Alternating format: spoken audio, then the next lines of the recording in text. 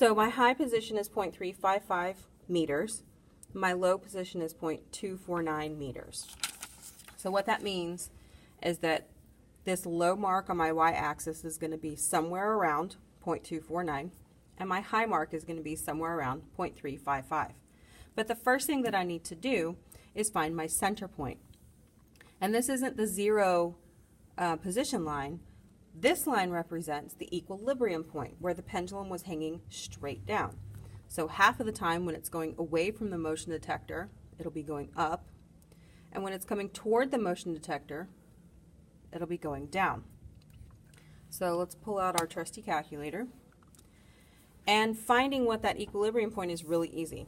You're just going to take your two numbers, your high and low, and you're going to average them. So add them together, 0.249 plus 0.355, okay, divided by 2, my average, okay, 0.302. I'm going to round that a little bit, and I'm going to say that my equilibrium point, 0.300.